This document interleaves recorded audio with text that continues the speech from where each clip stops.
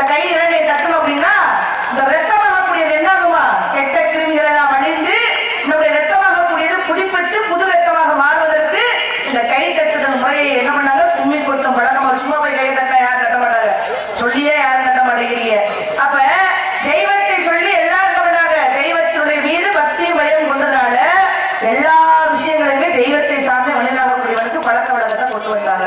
அதனால கொஞ்சம் உங்களுக்கு சோர்வா இருக்குது அப்படின்னா அப்படி ரெண்டு, ஏன்னா ரொம்ப புழுக்கமா இருக்கு, வெக்கையா இருக்கு இல்லையா? ஏன் கோவிலுக்குள்ள போய் இந்த சண்டிகேஸ்வரர் இப்படி கையை ரெண்டு இப்படி தட்டுறோம்? தட்டலாமா? தட்டக்கூடாது.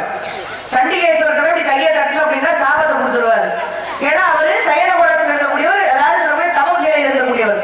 அவர்கிட்ட அவர் இப்படி ரெண்டு கையை தட்டணும் அப்படின்னா அவருடைய தவ குலம் கலைஞ்சு போய் அப்புறம் சாபம் நமக்கு வந்துடும். அப்ப ரெண்டு கையை என்ன பண்ண போய் வெள்ளமாக இப்படி உரச வேண்டும். இதுல அறிவியல் சார்ந்த ஒரு விஷயம், ஆன்மீக சார்ந்த ஒரு விஷயம் என்று சொன்னால், சிவன் சொத்து எதுவாக இருந்தாலும் ஒரு திருநீரை கூட நான் எடுத்து செல்லவில்லை என்பதற்காக கணக்கை ஒப்படைக்கும் விதமாக என்ன பண்ணுவாங்க? அப்படி கையை தட்டி அவரை கூப்பிட்டு சொன்னோம். அது வேற செவிட்டு சாமியை நம்ம ஒரு பட்டம் வேற வச்சிருக்கோம், அவர் காது கேட்காதான்.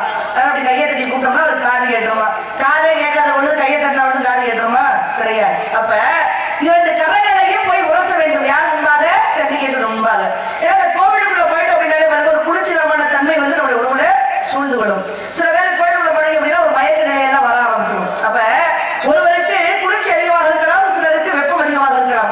அப்ப அந்த தட்பவெப்பநிலையை சீர்படுத்த வேண்டும் என்று சொன்னால் அந்த சண்டிகேஸ்வரர் ரெண்டு கையை உரசணும் அப்படின்னா அந்த உஷ்ணமாகக்கூடியது ஒரு மனிதனுடைய இந்த குளிர்ச்சியும் தட்பவெப்பநிலை சீராக இருப்பதற்கு அது ஒரு நூதனமான ஒரு விஷயமாக மனிதனாகக்கூடிய நமக்கு கண்டுபிடிச்சு வச்சா. இது ஒரு விஷயம்.